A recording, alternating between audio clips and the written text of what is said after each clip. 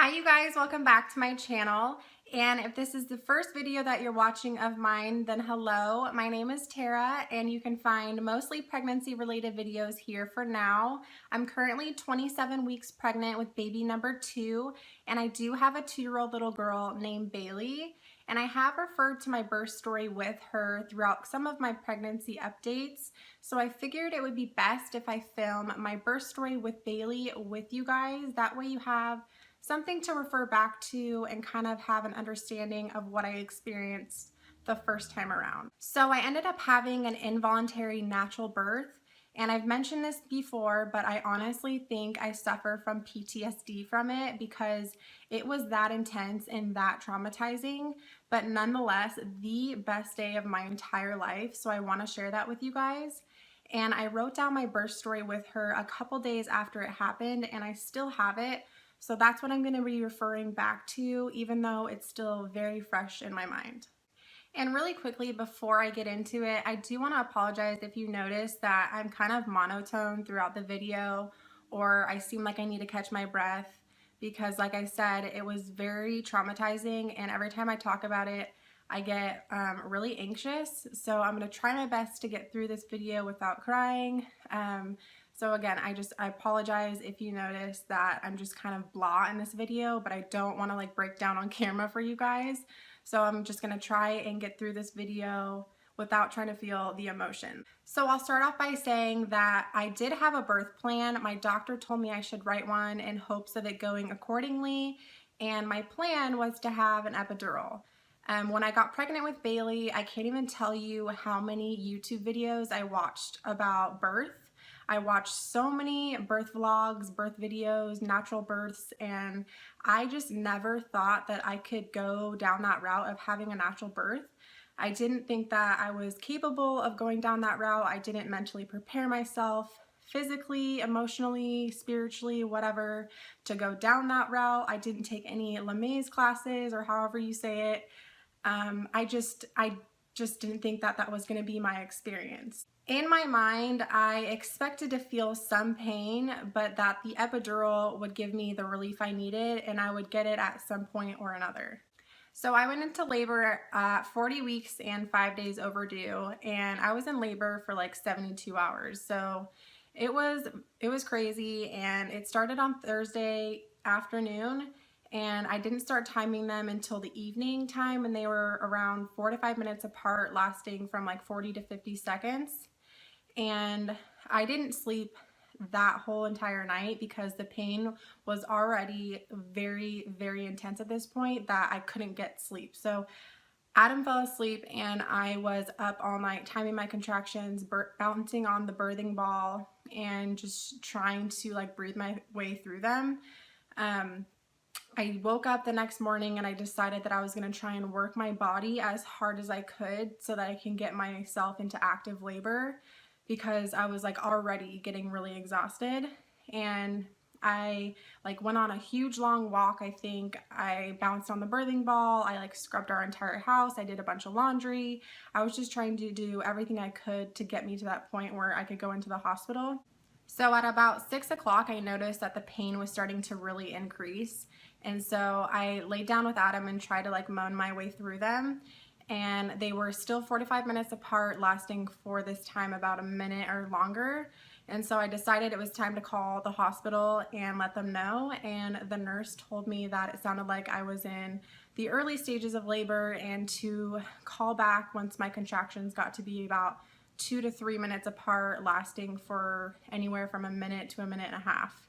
So that's what I did. I decided to labor some more at home because I didn't really have a choice. They wouldn't admit me at that point. But at this point, like I said, my contractions were really hard to breathe through, talk through. I was like on the bed, like hunched over, crying at this point. Adam was like, what the heck are you doing? Because he had never watched a birth video in his life, and this was our first baby, so he had no idea what to expect. And I didn't mention this, but my husband's in the military, so he was away at school for the end of my pregnancy, so he didn't go with me to any of my birthing classes or anything, so he didn't really prepare himself on what to expect. So when he saw me like moaning my way through my contractions and like screaming and crying, he literally looked at me like I was crazy. So at about 5 a.m. I decide it's time to go to the hospital because my body was beginning to give out on me. And like I said, I didn't take any classes or learn how to breathe my way through contractions really, because I didn't expect to go the natural route. So I didn't know what I was doing, and I just was in so much pain at this point. I couldn't imagine it getting any worse. So I thought for sure I was in active labor and that they would admit me. So I didn't even call. I just headed to the hospital with Adam. We packed up our hospital bag and we put it in the car, as well as like the last minute things we needed to throw in the car. And laboring in the car is the worst thing in the world. But thankfully our hospital was only 5 minutes away from our house. But the car seat was on my side, so, and we had a small car at the time, so my seat was like completely upright, and it was so uncomfortable, and we had to end up like getting gas or something, and it was just like the longest 5 minutes of my entire life. But once we got there, we eventually checked into labor and delivery, and they told me that I was going to go into triage so that they could check me. And they ended up checking me and told me that I was at a loose 3 and almost completely thinned out, and that my contractions were only 5 to 6 minutes apart, so they weren't going to admit me. The protocol at military hospitals for the most part is you have to be 5 centimeters dilated at least in order to be admitted. So since I was only at a 3, they turned me away and said that I needed to go back home and labor some more at home. But I thought, since I was like in so much pain and I was like screaming at this point, that for sure that they would admit me, because I was like a crazy person at this point. And they still told me that I was in early stages of labor and that I needed to go home and labor some more there, and that I would be more comfortable there rather than sitting in a triage room. So I was extremely let down, obviously, and I asked the nurse if I could have my membranes swept at this point to see if that would try and speed up my labor process. So we stuck around for like 20 more minutes until the doctor came, and she swept my membranes, and then Adam and I were headed back home. And I forgot to mention this, but I called my parents when we left to go get checked at the hospital and told them that they should probably head out, because I thought that I was going to be having a baby like within hours. And they live in Orange County, and we were at the time stationed in 29 Palms, which is like 45 minutes east of Palm Springs. So that's like a 3-hour drive or so. So I told them that they should probably head out because I was going to have a baby soon. And obviously that wasn't the case, so I called them back when they sent us home and told them that it was probably going to be happening soon, but not as soon as they expected. So they called me when they got into 29 Palms, and they told me that they were going to go by the grocery store and that if I wanted anything, and I told them to pick up like some bagels so I can get some food in me, because I hadn't eaten anything at this point and I figured I would need some energy, some naked juice, some water bottles, and to pick up some castor oil. And I had tried everything in the book at this point to get me to go into active labor, and nothing was working. And for some reason, castor oil just did not sit well with me. But I was texting a friend of mine from high school who already had a little boy who was like 18 months at the time. She told me that she tried castor oil and it put her into labor, and it put her into labor fast. So I was like, whatever, I'm gonna just do this and just chug it down with some naked juice. And I don't remember how much I took. I think I took like 2 tablespoons or something, and then just chugged it down with naked juice. It was really disgusting. Tasted like glue. It was really gross. But anyways, after about 30 minutes, I was bouncing on my birthing ball, just trying to get my contractions to get closer together. And I noticed that I was going to the bathroom a lot more frequently because it is a laxative, but my contractions weren't getting any closer together. They were just getting more and more painful. And so my contractions were at this point still 45 minutes apart, lasting for about a minute. And I was beginning to get really discouraged and thought to myself, like, I am never gonna get to that magic 2 to 3 number. And my mom just saw that I had no energy left in me. She saw that I couldn't do it anymore, and she was like getting worried, and she told me that the same thing happened to her, that her body couldn't get over that hump and that it couldn't get into active labor, and that I needed to go back to the hospital and beg for that epidural so that I could have energy to push. But I ended up laboring for like 2 more hours at home, and then I just got to the point where I told Adam it was time to go back and get checked. I was tensing up, screaming with every contraction at this point. My whole body would just like completely tense up, and I just was miserable at this point. That's just all I can say. So he looked at me, and my contractions were only 5 minutes apart still at this point. And he told me, like, we need to wait some more. You need to labor some more at home. Like, they're not going to admit you. And I was just like, I don't care. Like, we are leaving. We're going back to the hospital. I'm getting an epidural. Like, I can't do this anymore. And he still was like, I really think we should wait. And I just like blocked him out at this point. And I started walking out to the car, and he thankfully like followed me. And so we headed back to the hospital to get checked. So the nurse came back in and checked me and told me that I was still only like 4 centimeters and that my contractions weren't close enough to admit me. And I literally looked at her like I wanted to kill her. And I told her that there was absolutely no way I was leaving here until I got like relief, because I couldn't do it anymore. And she told me it was best that I start walking around the hospital if I wanted to try and get my body to get over that hump. And I like refused. I told her there's no way. That sounds like absolute hell. I can't even get up physically on my own. Like, I needed Adam to like walk me into the triage room. Like, I couldn't do anything at this point. I felt like a 100-year-old woman, like just dying basically. And she was like, I'm sorry, there's nothing we can do at this point. It's up to you to get your body to go into active labor. So, not taking no for an answer, I asked the nurse, I was like, I have a scheduled induction for Tuesday, and it was Saturday at the time. And I was like, I want my induction done today. Like, I want to have it right now. Like, I'm not leaving here without a baby. I'm in too much pain. If you're not going to admit me, then induce me. And she looked at me like I was nuts. And she left and went to go call my doctor to see if that was okay. And without her coming back to deliver me the news, she sent some other nurse back to deliver me the news to tell me that since it was the weekend, they didn't have the right medical staff to do the induction. So I was just absolutely fed up. I was so enraged at this point. Like, tears are streaming down my face. I'm hunched over the hospital bed. Like, seriously, lady, you're not going to admit me? Like, I was just like in awe. And there was absolutely no one there either. There was like no one in any of the rooms. Like, they could have admit me. Like, I still have so much resentment towards these nurses to this day. But anyways, so I ended up going to the bathroom in our triage room. And when I was in the bathroom, the nurse told my husband that I wasn't allowed back there until my contractions got to be 2 to 3 minutes apart, or it's been at least 2 hours. That's what he told my husband while I was in the bathroom. And so I get out, Adam like tries to get me back in my clothes, and we end up leaving the hospital. Well, not leaving the actual hospital, just leaving like labor and delivery. We went down to walk like the halls and stuff. And thankfully it was a Saturday and no one was there. So that was nice to not have like everyone staring at me because I looked like a wild animal. But we ended up walking the halls, and I was just hunched over on the railing with every contraction, and just like completely out of my body at this point.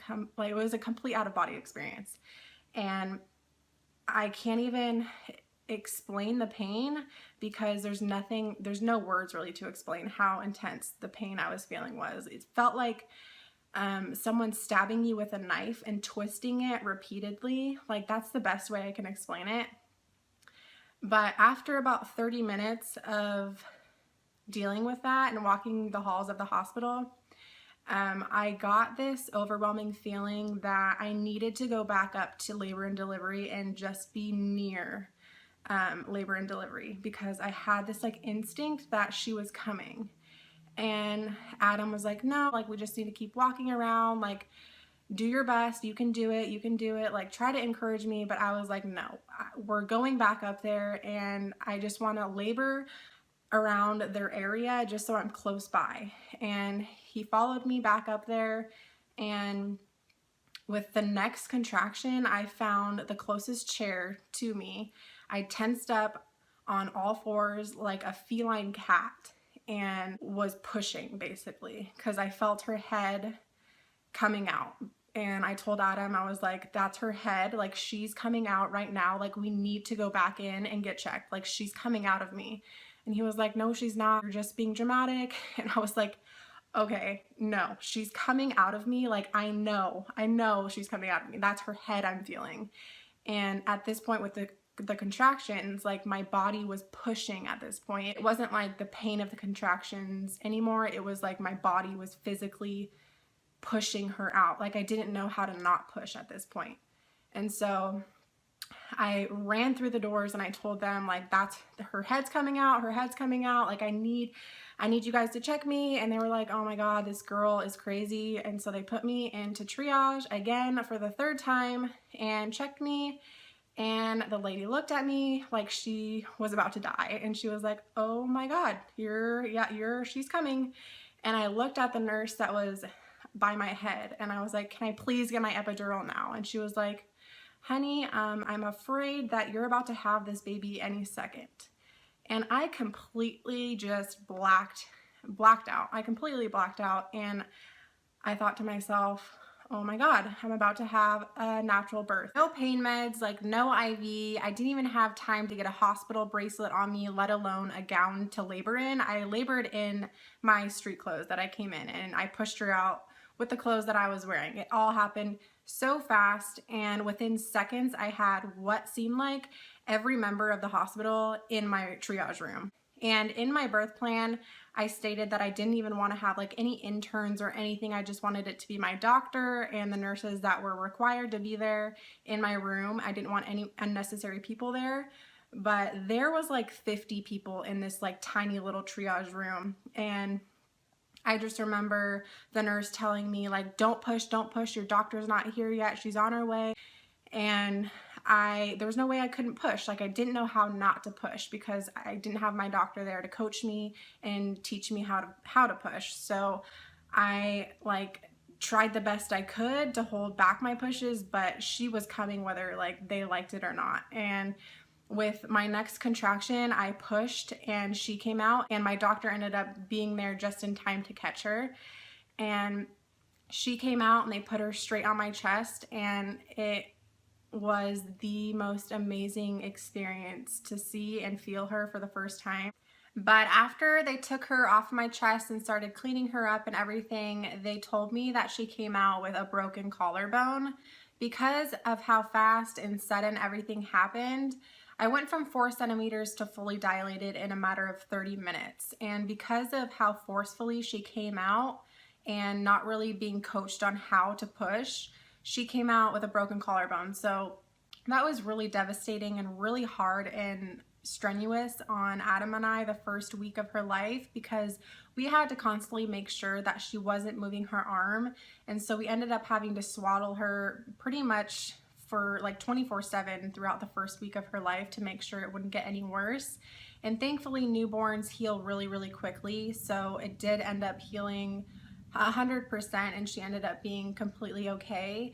But that was another thing that was just really, really hard for me to get over.